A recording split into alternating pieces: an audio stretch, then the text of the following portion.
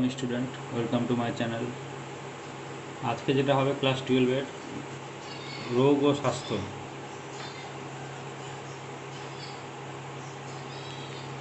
এই চ্যাপ্টার চলছিল। এই চ্যাপ্টারের আগের আরও দুটো ভিডিও আগে আপলোড করা হয়েছে, যারা এখনও দেখে নিও, কারণ পড়া ধরবো ওগুলো আমি। আর আজকে হবে এটা লাস্ট পার্ট, মানে আজকে শেষ করে দেবো চ্যাপ্টারটা।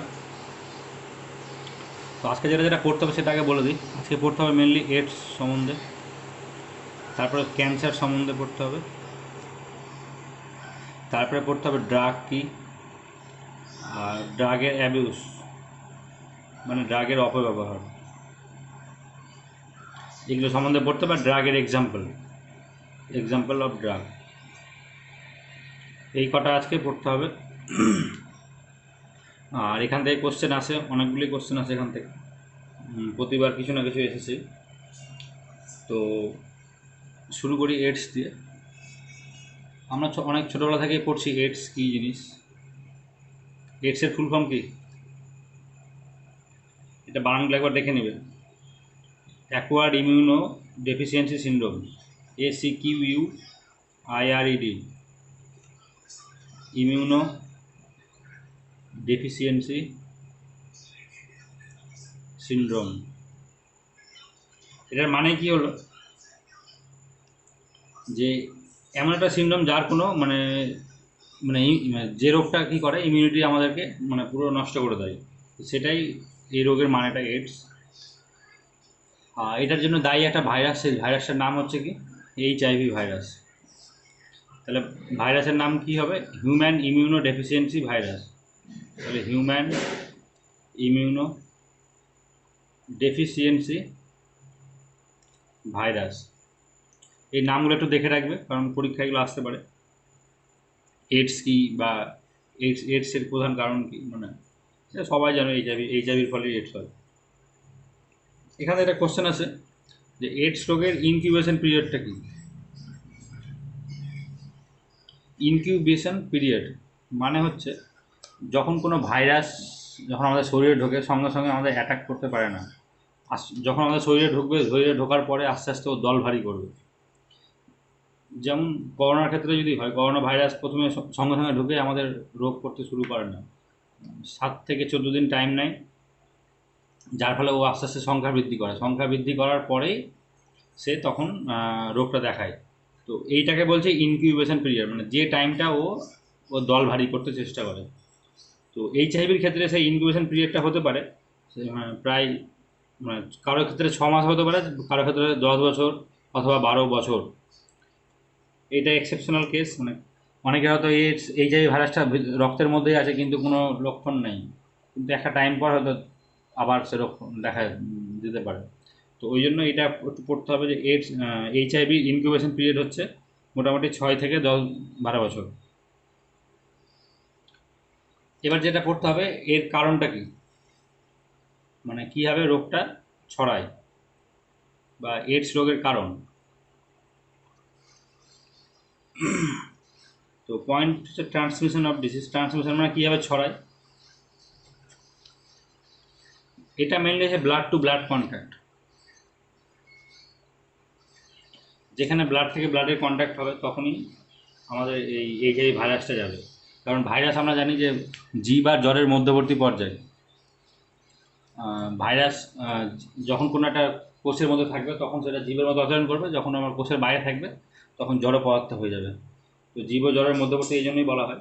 তো এই জন্য মানে ভাইরাসকে যদি একটা রক্তের কণিকার মধ্যে যদি ভাইরাসটা থাকে, সেই ভাইরাসটা যদি আমি বাইরে বের করে ফেলে দিই কোনো একটা জায়গায়, তাহলে সেই ভাইরাসটা ইনঅ্যাক্টিভ হয়ে গেল, মানে জড় পদার্থ হয়ে গেল। কোষের দেহেই যখন থাকবে তখনই এই রোগটা মানে হবে, মানে মানে এফেক্টিভ হবে, রোগ দেখাবে। আচ্ছা, রোগ বিস্তারের মেন কারণ হচ্ছে কি, এটার মেন কারণ হচ্ছে প্রোটেকশন ছাড়া যৌন মিলনের ফলে। তারপরে হচ্ছে যখন হয়তো দাড়ি কাটা বা কোনো ব্লাড টু মানে যেখানে ব্লাড টু ব্লাড কন্ট্যাক্ট হতে পারে সেই জায়গাটায় এটা হতে পারে।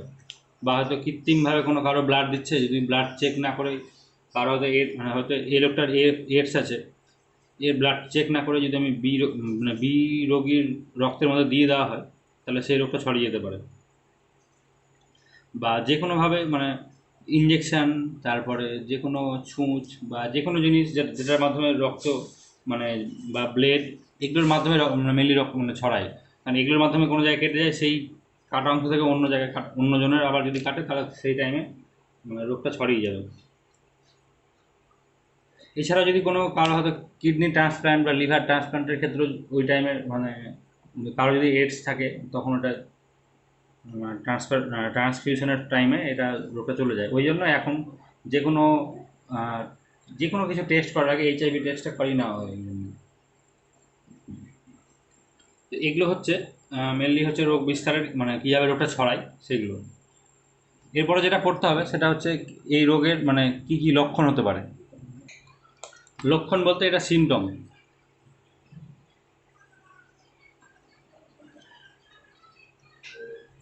মানে যাদের এই রোগটা হয়ে গেছে এইডস রোগ, তাদের মধ্যে কী মানে কী কী অসুবিধা হয় সেই জিনিসগুলোই এখানে মানে বলা হচ্ছে, এটাই মানে সিমটম। যেমন এর ক্ষেত্রে কি হয়, মানে এর ইমিউনো সিস্টেম নষ্ট হয়ে যায়।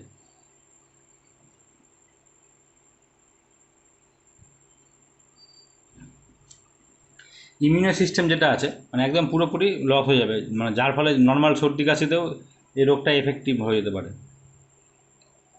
তারপরে হচ্ছে মানে ওজন কমে যাবে, মানে কলাকোষগুলো আস্তে আস্তে ক্ষয় করতে শুরু করবে, ওই জন্য এর ওজন কমে যাবে। কোনো জায়গায় যদি কেটে যায় মানে ক্ষতস্থান যদি হয়ে যায় কোনো জায়গায়, তাহলে সেটা সারবে না, ক্ষতস্থান সারবে না। মানে হয়তো কোনো জায়গায় কেটে গেছে বা ওই জায়গাটা ঘা হয়ে থেকে গেছে, ঘা হয়ে সারা জীবন থেকে যাবে, ওটা নষ্ট হবে না। যেমন তারপর হচ্ছে লুজ মোশন হতে থাকবে বারবার, যেটাকে আমরা ডায়রিয়া বলি, অল টাইম কোনো খাবার হজম হচ্ছে না। তারপরে স্মৃতিশক্তি অনেকটা কমে যাবে, মেমোরি লস। আর নর্মাল সর্দি কাশি খুব তাড়াতাড়ি ছাড়বে না, একদম একবার হলে অটোমেটিক এটা চলতেই থাকবে, এর কোনো থাকবে না, সর্দি কাশি অল টাইম হতেই থাকবে। তো এগুলো গেল হচ্ছে সিমটম, মানে কী কী হতে পারে। এবার হচ্ছে কীভাবে আমরা এই রোগটাকে মানে মেনলি সারাবো, মানে ট্রিটমেন্ট। এই রোগের এখনও ট্রিটমেন্ট বেরোয়নি। এটা যেহেতু ভাইরাস ঘটিত রোগ, এই রোগটার এখনও ওষুধ সেভাবে বেরোয়নি যে একদম এডস পুরোপুরি হয়ে যাবে। কিন্তু নর্মালি কিছু কিছু ওষুধ বেরিয়েছে, যেমন AZT। এই নামগুলো একটু মনে রাখবে, কারণ এগুলো পরীক্ষায় আসে। মানে এটা মানে হচ্ছে অ্যাজুডোভুডিন, মানে এটা ওষুধের নাম। অ্যাজুডোভিডিন মানে হচ্ছে এই ওষুধটার ফলে কি হচ্ছে, যেগুলো যেগুলো সিমটম বললাম, মানে এগুলো যে সিমটমগুলো বললাম, এগুলোকে কন্ট্রোল করে। মানে এই মানে ভাইরাসটাকে মেরে ফেলতে কখনো পারবে না, এই যে যে সিমটমগুলো দেখা যাবে সেই সিমটমগুলোকে একটু কম করতে সাহায্য করে এই ওষুধগুলো। এমনি নর্মালি কোনো আর এর ভ্যাকসিন বা প্রতিষেধক কিছু এখনও বেরাতে আবিষ্কার চেষ্টা চলেই আছে, এখনও আবিষ্কার হয়নি। সেই করোনার মতো কবে বেরাবে ঠিক নেই, এডসের তো এখনও আজ পর্যন্ত বেরোয়নি।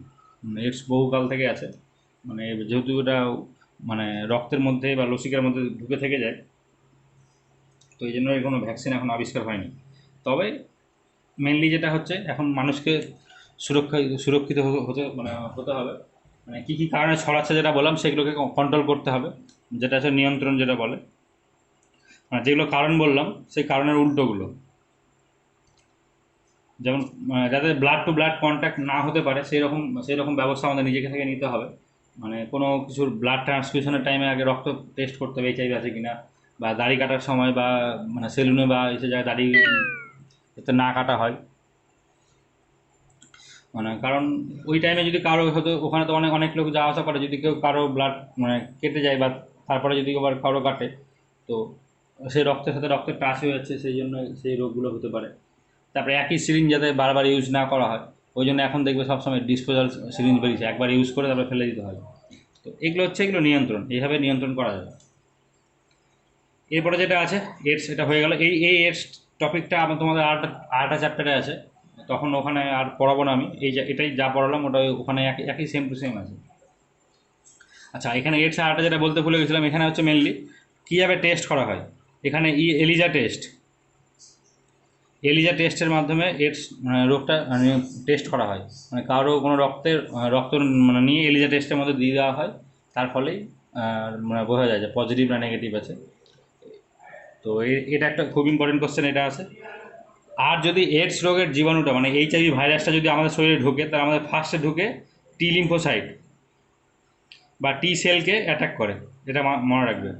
ডাব্লিউবিসি হোয়াইট ব্লাড সেলের মানে কণিকার যে টি লিম্ফোসাইট সেটাকে অ্যাটাক করে এবং এটাকে মানে নষ্ট করে দেয়, তারপরে আমাদের এইডস রোগটা হবে। তো এই দুটো একটু খেয়াল রাখবে, এটা স্টার্ট দিলাম কারণ এই দুটো কোশ্চেন আছে অনেক সময়, 1 নম্বরের কোশ্চেনগুলো আসে এখান থেকে বড় কোশ্চেন আসবে না, আসলে এইটুকু শর্ট কোশ্চেনগুলো আসবে। তাহলে এরপর হচ্ছে ক্যান্সার। আচ্ছা, ক্যান্সার মানে হচ্ছে কর্কট। ক্যান্সার নাম শুনলে এখন এরও কোনো ওষুধ আজ পর্যন্ত বেরোয়নি, কেমোথেরাপি চলছে বা রেডিওথেরাপি চলে, কিন্তু আলটিমেটলি কাজের কাজ কিছুই হয় না। ক্যান্সার মেনলি যেটা হয় এর কারণ এখানেও একই জিনিসই পড়তে হবে, কেন হয়, লক্ষণ কী কী, আর কীভাবে রোগটাকে সারাবে, এই জিনিসগুলো প্রতিটা রোগের এই জিনিসগুলোই পড়তে হবে। তো ক্যান্সারের মেন অনেকগুলো কারণ আছে, 4টে কারণ আছে।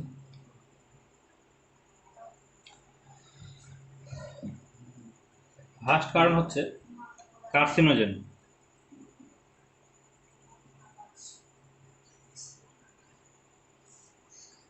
কার্সিনোজেন মানেটা কি? কার্সিনোজেন হচ্ছে এমন একটা জিনিস যেটা মানে যেটা যে কোনো ভাইরাস বা ব্যাকটেরিয়া যা ইচ্ছা হতে পারে, বা যে কোনো কিছুই হতে পারে, কোনো একটা খাবারও হতে পারে, হয়তো তুমি হয়তো কিছু খেলে সেখান থেকে হয়তো ক্যান্সার হলো, তাহলে সেই জিনিসটা হচ্ছে কার্সিনোজেন। যেমন বিভিন্ন রকম এখন খাবারের মধ্যে বিভিন্ন রকম কালার মেশানো হয়, সেই কালারগুলো হয়তো কার্সিনোজেন। যেমন বুদিয়ার মধ্যে দেখবে হলুদ হলুদ বুদিয়া থাকে, কিছু লাল লাল থাকে, কিছু সবুজ সবুজ থাকে। তো সেইখানে ওই যে লাল আর সবুজ রঙ যেগুলো মেশানো হচ্ছে সেগুলো কিন্তু কার্সিনোজেন। তারপর আজকালকার প্যাকেটে হলুদ, প্যাকেটে লঙ্কার গুঁড়ো পাওয়া যায়, সেগুলোর মধ্যেও কিছু কার্সিনোজেন থাকে, কারণ সেই এগুলো এগুলো হচ্ছে ওই কালার যেগুলো মেশানো হয়, কালার অ্যাডিটিভসগুলো খাবারের মধ্যে, তো সেইগুলোই হচ্ছে কার্সিনোজেন। মানে যেগুলো জিনিস থেকে আমাদের ক্যান্সার হবে সেটা হচ্ছে কার্সিনোজেন, এটা মাথায় রাখবে। তো 2 নম্বর হচ্ছে অঙ্কোভাইরাস।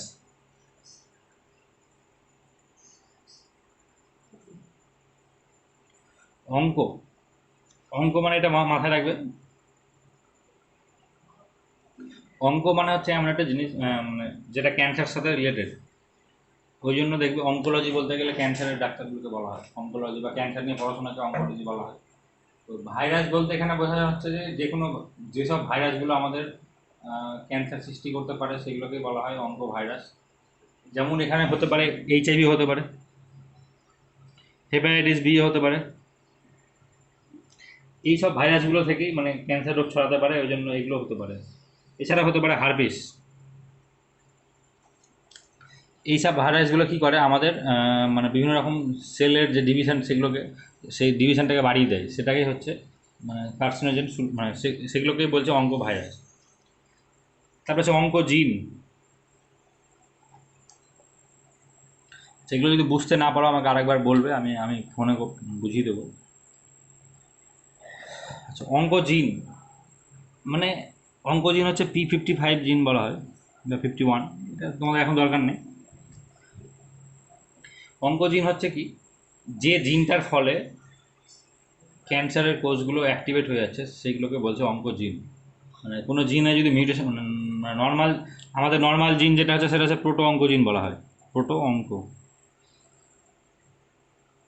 মানে এই জিনটা হচ্ছে ভালো জিন। মিউটেশনের ফলে যদি এটা মিউটেশন যদি হয়ে যায়, মিউটেশনের ফলে এটা অঙ্কোজিনে কনভার্ট হয়ে যায়। অঙ্কোজিনে যেই কনভার্ট হয়ে গেল তখন সেটা ক্যান্সারাস হয়ে গেল, গিয়ে আমাদের শরীরে আস্তে আস্তে মানে সেলগুলোকে ডিভিশন করতে শুরু করবে খুব তাড়াতাড়ি, এবং অনেকগুলো মানে অনেক খুব তাড়াতাড়ি ডিভিশন হলে কী হবে, ওই জায়গায় আস্তে আস্তে টিউমার সৃষ্টি হবে, সেই টিউমার থেকে ক্যান্সার সৃষ্টি হয়। তো এগুলো হচ্ছে কারণ। এছাড়া আরেকটা আছে টিউমার সাপ্রেসার জিন। আচ্ছা, আমি উপরে দেখিয়ে দিচ্ছি, এখানে জায়গা নেই বলে। টিউমার সাপ্রেসার, আমাদের কোষে প্রতিটা কোষে কোষে এক রকমের জিন থাকে যেটাকে বলা হয় টিউমার সাপ্রেসার জিন। সাপ্রেসার মানে হচ্ছে এটাকে বাধা দেওয়া, মানে টিউমার যাতে না হয় সেই জন্য বাধা দেয়, সেই জিনগুলোকে বলা হয় টিউমার সাপ্রেসার জিন। এটা যদি অ্যাক্টিভ থাকে খুব ভালো, আমাদের শরীরে থাকলে খুব অ্যাক্টিভ যদি থাকে খুব ভালো।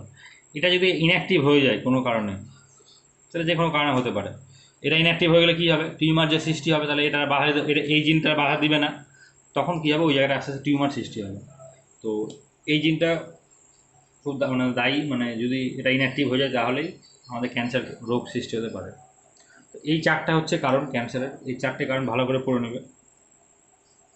পরীক্ষায় এখান থেকে কোশ্চেন আসে, ক্যান্সারের কারণগুলো আসতে পারে পরীক্ষায়, বা ক্যান্সারের যে কোনো দুটো কারণ লিখতে বলে। তো এটা ভালো করে বইয়ে পড়ে নেবে, বইয়ে খুব সুন্দর করে দেওয়া আছে, এগুলো একটু একটু মাথায় রাখবে, কোনটা কী আছে সেটা একটু মাথায় রাখবে। এরপরে যেটা পড়বে ক্যান্সারের লক্ষণ, সেটা দেখে নেবে একবার, মানে কী কী হয়, মানে বিভিন্ন রকম মাথা ধরা, তারপরে মানে ক্যান্সার বিভিন্ন জায়গায় হতে পারে, গোটা শরীরের বিভিন্ন অঙ্গে প্রত্যঙ্গে হতে পারে, তো এক এক জায়গায় এক এক রকম সিমটম দেখা যায়। তো সেইটা একটু বই আছে, একবার দেখে নেবে। সর্দি কাশি, মানে যেখানে হবে সেই জায়গাটা ব্যথা শুরু হবে। কিন্তু এটা হচ্ছে প্রথম স্টেজ, মানে ক্যান্সারের মেনলি 4টে স্টেজ হয়, first stage, second stage, third stage, fourth stage. তো থার্ড স্টেজের আগে মোটামুটি এটা বোঝা যায় না যেটা ক্যান্সার হয়েছে কি হয়নি। থার্ড স্টেজ হয়ে গেলে তখনই আমাদের মানে শরীরে কিছু কিছু মানে প্রবলেমটা দেখা দিতে পারে, তখন টেস্ট করতে গেলে তখন ধরা পড়ে থার্ড স্টেজ আর ফোর্থ স্টেজ, তখন আর কিছু করার থাকে না। তো প্রথম দিকে ধরা পড়লে তাও অনেকটা সুবিধা হয়। তো সেটা আলাদা ব্যাপার। তোমরা এখন যেটা মেনলি যেটা করতে হবে, মানে ক্যান্সার কোষকে বলা হয় ম্যালিগন্যান্ট কোষ। এই কোষের বৈশিষ্ট্যগুলো পড়তে হবে, কী কী বৈশিষ্ট্য আছে, মানে একটা ক্যান্সার কোষের কী কী বৈশিষ্ট্য আছে। ফার্স্টে যেটা বৈশিষ্ট্য সেটা হচ্ছে ম্যালিগন্যান্সি। ম্যালিগন্যান্সি মানে কি, মানে আমাদের যেটা হয় প্রতিটা নর্মাল কোষে কি হয়, 24 ঘন্টায় একটা কোষ থেকে দুটো কোষে ডিভাইড করে নর্মালি। কিন্তু যেগুলো ম্যালিগন্যান্ট কোষ হবে সেটার বৈশিষ্ট্য কী হবে, যে হয়তো যেটা কী হচ্ছিলো 24 ঘন্টা, মানে 24 ঘন্টায় দুটো কোষ হচ্ছিলো, সেটা 1 ঘন্টায় দুটো কোষ হয়ে গেল। তাহলে কি 24 ঘন্টায় কতগুলো হবে, 48টা কোষ হয়ে গেল। তার মানে কি ওই জায়গাটায় খুব স্পিডে গ্রোথ হচ্ছে। এটাকেই বলছে অনিয়ন্ত্রিত কোষ বিভাজন হয়। ম্যালিগন্যান্সি মানেই হচ্ছে অনিয়ন্ত্রিত কোষ বিভাজন। এটা মাথায় রাখবে, এগুলো বৈশিষ্ট্যগুলো পরীক্ষায় আছে 2 নম্বরের, যে ম্যালিগন্যান্সি কি, মানে আরও বৈশিষ্ট্য যেগুলো আছে সেগুলোই আছে পরীক্ষায়।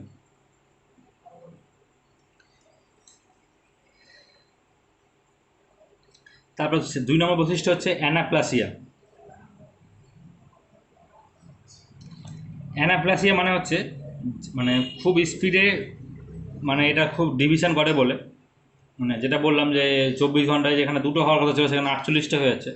তো বা তারও বেশি হতে পারে, আমি একটা আইডিয়া করে বললাম। তো অ্যানাপ্লাসিয়া হচ্ছে খুব স্পিডে গ্রোথ হলে কী হবে, মানে ওই সেলগুলোর গঠনটা নিম্নমানের হবে। মানে তুমি যেখানে দেখো কোনো একটা কাজ ধীরে সুস্থে করলে আর সেটা যদি খুব তাড়াতাড়ি করো, তার ফলে দুটোর মধ্যে অনেক ডিফারেন্স থাকে। তো এখানেও তাই, ম্যালিগন্যান্ট কোষগুলো খুব স্পিডে গ্রোথ হয় বলে এর গঠনগুলো ঠিকঠাক হয় না, মানে মানে খুব নিম্নমানের গঠনগুলো হয়ে যায়। তারপরে বৈশিষ্ট্য হচ্ছে মেটাস্ট্যাসিস। মেটাস্ট্যাসিস মানে হচ্ছে যখন কোনো একটা ক্যান্সার কোষ হয়তো এক জায়গায় উৎপন্ন হয়েছিল, সেখান থেকে অন্য একটা শরীরে অন্য একটা অঙ্গে গিয়ে চলে গেল, মানে খুব একটা জায়গা থেকে অন্য জায়গায় ছড়িয়ে যাচ্ছে, তখন সেটাকে বলছে মেটাস্ট্যাসিস, যেটা খুব ভয়ানক একটা হয়। মানে হয়তো কোনো একটা জায়গায় হয়েছে, সেখান থেকে গোটা বডিতে ছড়িয়ে গেল, বা রক্তের মধ্যে দিয়ে গোটা ব্রেনে ছড়িয়ে গেল, বা এগুলো একটা খুব বাজে একটা ব্যাপার হয়ে যায়, সেটাকে বলছে মেটাস্ট্যাসিস। এটা এই পয়েন্টটা খুব ভালো মতো পড়বে, এগুলো থেকে পরীক্ষায় 2 নম্বরের কোশ্চেন আসে। তারপরে যেটা হয়, নতুন অ্যান্টিজেন সৃষ্টি হয়ে যায়, এজি সৃষ্টি হয়। আচ্ছা, ক্যান্সার কোষগুলো যেগুলো হয়, ম্যালিগন্যান্ট কোষগুলো নতুন ধরনের অ্যান্টিজেন সৃষ্টি করে, যেগুলোর ফলে কী হয়, বিভিন্ন রকম আমাদের আরও মানে ক্ষতিকারক রোগগুলো সৃষ্টি হয়ে যায়। তো তোমাদের যেটা পড়তে হবে এর মধ্যে এখন, মানে এটা হয় পরীক্ষায় যেমন আসে যে ম্যালিগন্যান্ট কোষের বৈশিষ্ট্যগুলো লেখো, তাহলে এগুলো বৈশিষ্ট্য লিখতে হবে, 3 নম্বরে আসতে পারে। অথবা যে কোনো একটা বলে দেবে যে অ্যানাপ্লাসিয়া কাকে বলে, ম্যালিগন্যান্সি কাকে বলে, মেটাস্ট্যাটিস কাকে বলে, এগুলো সম্বন্ধে লিখতে হবে। এখান থেকে আরেকটা কোশ্চেন আছে যে নর্মাল সেল ভার্সেস হচ্ছে ম্যালিগন্যান্ট সেল, এই দুটো সেলের মধ্যে পার্থক্য আছে পরীক্ষায়। তো পার্থক্য বলতে হচ্ছে এখানে এখানে যে বৈশিষ্ট্যগুলো পড়লো সেইগুলোই একটা করে লিখে দিতে হবে, যে নর্মাল সেল এটা হয় না, এটা হয়, নর্মাল সেলে অ্যানাপ্লাসিয়া হয় না, এখানে এটা হয়, সেই বৈশিষ্ট্যগুলো তুলে তুলে এখানে লিখতে হবে। তো আগে যে কোনো একটা পড়ে নিলে এখানে হয়ে যাবে, বই দেবে একটা ছক করে দারুণ করে দেওয়া আছে, সেইটা ওখান থেকে পড়ে নেবে। আচ্ছা, এরপরে যেটা হচ্ছে ড্রাগ অ্যাবিউজ। এটা মানে কি, আমরা ড্রাগ বলতে যেটা বুঝি যে প্রতিটা মেডিসিনের মধ্যে যেটা ডোজেস ফর্মে থাকবে। ড্রাগ মানে হচ্ছে ড্রাই হার্ব,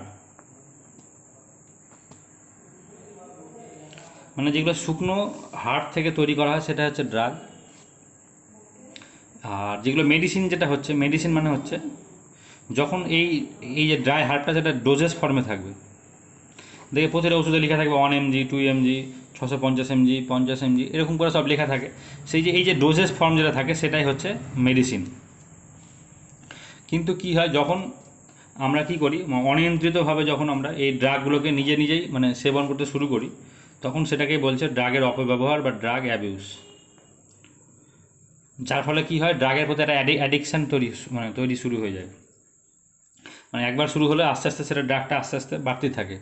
মানে সেটা না, তখন আমাদের শরীরে সেই ড্রাগের মানে পরিমাণটা যদি না হয় প্রতিদিনকার মতো, তখন আস্তে আস্তে সেই কোষগুলো নষ্ট হয়ে যায়। তো এটাকেই বলছে ড্রাগ অ্যাডিক্টেড। তো এখন বিভিন্ন রকম রিহ্যাব সেন্টার আছে যেখানে ড্রাগ থেকে কন্ট্রোল করা যায়, কিন্তু বেশিরভাগ ক্ষেত্রে এটা হয় না। এবার যেটা পড়তে হবে তোমাদের এক্সাম্পল অফ ড্রাগ, এখান থেকে পরীক্ষার কোশ্চেন আছে বিভিন্ন রকম এক্সাম্পল। যেমন হচ্ছে তোমাদের ট্রাঙ্কুলাইজার ড্রাগ। ট্রাঙ্কুলাইজার ড্রাগ হচ্ছে যেমন মদ আর ভ্যালিয়াম। এখান থেকে পরীক্ষায় কোশ্চেন আছে, একটা আসবে, এই মানে যে এক্সাম্পল যেটা আছে এখান থেকে একটা কোশ্চেন আসবেই, যে ট্রাঙ্কুলাইজার ড্রাগের উদাহরণ কী, এইভাবে দিবে। তারপরে সিডেটিভ ড্রাগ। সিডেটিভ মানে হচ্ছে এটা এখানে মেনলি যেটা ঘুমের ওষুধ তৈরি করতে সাহায্য করে, যেমন হচ্ছে বারবিচুরেট।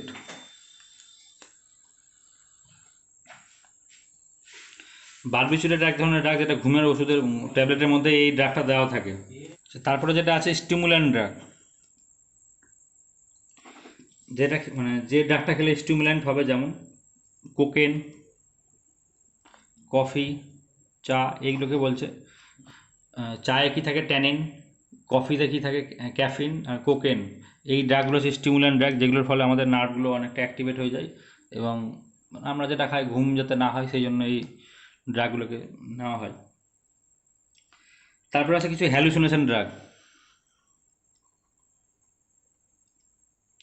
হ্যালুসিনেশন মানে ব্রেনের মধ্যে এক ধরনের হ্যালুসিনেশন তৈরি হবে, যেমন হচ্ছে LSD, lysergic acid diethyl amide, এই ফুল ফর্মটা পড়তে হবে। আর যেমন আরেকটা হচ্ছে মারিজুয়ানা, তারপরে গাঁজা, এগুলো হচ্ছে হ্যালুসিনেশন ড্রাগ। এগুলো খেলে মানে ব্রেনের মধ্যে এক ধরনের হ্যালুসিনেশন তৈরি হয়। তারপরে একটা যেটা সব থেকে ইম্পর্টেন্ট ড্রাগ, সেটা ওপিয়েট বা নার্কোটিক ড্রাগ বা নার্কোটিক, যেমন হচ্ছে হেরোইন, যেটাকে আমরা বলি ব্রাউন সুগার। তারপরে হচ্ছে মিথাডোন, মরফিন। এই ড্রাগগুলোর এক্সাম্পল তোমাদের পড়তে হবে। এখান থেকে একটা কোশ্চেন আসে যে কোনটা কী ড্রাগ, কোথায় মানে কীভাবে ব্যবহার করা হয় সেই জিনিসগুলো। আচ্ছা, এরপরে যেটা পড়তে হবে, পেপটিক আলসার কেন হয়। যেটা হচ্ছে অত্যধিক পরিমাণে ওই ট্রাঙ্কুলাইজার ড্রাগ গ্রহণ করলে বিভিন্ন এই ট্রাঙ্কুলাইজার ড্রাগ, যেটা মদ আর ভ্যালিয়াম আছে, এই ড্রাগগুলো গ্রহণ করলে কি হয়, যেটা হচ্ছে পেপটিক আলসার বা গ্যাস্ট্রিক আলসার, এই টাইপের রোগগুলো হতে পারে। বা লিভার সিরোসিস, এই কোশ্চেনটা অনেকবার এসেছে, লিভার সিরোসিস কেন হয়, সেটা হচ্ছে অত্যধিক পরিমাণে ট্রাঙ্কুলাইজার ড্রাগগুলো সেবন করার ফলে কি হয়, লিভার সিরোসিস রোগটা দেখা যায়। এগুলো একটু হালকা করে দেখে নেবে, মানে মেনলি এক্সাম্পলগুলো ইম্পর্ট্যান্ট, এখান থেকে কোশ্চেনগুলো আসে। আর আরেকটা যেটা আছে, যেটা ক্যান্সার কোষের, যেটা বলতে ভুলে গেছিলাম, ক্যান্সার কোষের প্রথমেই দেখবে বিভিন্ন রকম টাইপসগুলো দেওয়া আছে, যেমন কার্সিনোমা, সার্কোমা, লিম্ফোমা, একটা ছকের মধ্যে দেওয়া আছে ক্যান্সারের কারণে। ওই ছকটা একবার দেখে নেবে, মানে কোনটা কোন রোগের জন্য এইটা হচ্ছে। যেমন কার্সিনোমা হচ্ছিল কি, আবরণী কলা, যেমন আমি লিখেই দিই, যেমন ছিল কার্সিনোমা, এটা হচ্ছে আমাদের আবরণী কলার ক্যান্সার যেটা।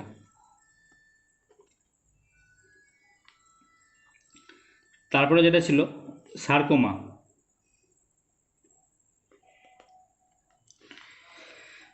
বিভিন্ন রকম রক্ত বা লসিকা যেগুলো মানে ক্যান্সার হয় সেটার ক্ষেত্রে এটা হতে পারে। বিভিন্ন রকম যোগ কলার ক্যান্সার বা সেটা হচ্ছে সার্কোমার ক্ষেত্রে পড়ে। তারপরে যেমন ছিল হচ্ছে লিম্ফোমা, যেমন লিম্ফোসাইটের ক্ষেত্রে যেটা প্রবলেম হয়। লিম্ফোসাইটের ক্ষেত্রে যেটা প্রবলেমগুলো হয় মানে ক্যান্সারের, সেটা হচ্ছে লিম্ফোমা। তারপর হচ্ছে নিউরোব্লাস্টোমা, এটা হচ্ছে নিউরালে মানে ব্রেনে যখন ক্যান্সার হয় তখন সেটা নিউরোব্লাস্টোমা বলা হয়। আর একটা হচ্ছে লিউকেমিয়া, যখন যেটা ব্লাড ক্যান্সারের ক্ষেত্রে যেটা হয় সেটা হচ্ছে লিউকোমিয়া। তো এই টাইপের যে ছকটা দেওয়া আছে ওই ছকটা একবার দেখে নেবে এখান থেকে। এমনি একটা এমসিকিউ টাইপের কোশ্চেন থাকে, হয়তো বলে দিল যে লিম্ফোমা এটা কোন ক্যান্সারের জন্য দায়ী, বা নিউরোব্লাস্টোমা কিসের জন্য, নামগুলো দেখে একটু মাথায়গুলো খেয়াল রাখবে যে কোনটা কোন কিসের জন্য দায়ী। তো এইটুকু পড়ে আজ শেষ করবে, চ্যাপ্টারটা মোটামুটি শেষ। যেটুকু যেটুকু বললাম সেগুলোই পড়বে, এক্সট্রা পড়ে লাভ নেই, কারণ কোশ্চেন এগুলোর মধ্যে থেকে আসবে, আর 3 থেকে 4 নম্বর আসবে। বড় কোশ্চেন তেমন আসে না, ওই যা আসে ওই পার্থক্য আর এই বৈশিষ্ট্য আর এই এক্সাম্পলগুলোই আসবে। ঠিক আছে, আজকে এটুকু থাকলো, এরপর নতুন একটা চ্যাপ্টার শুরু করবো।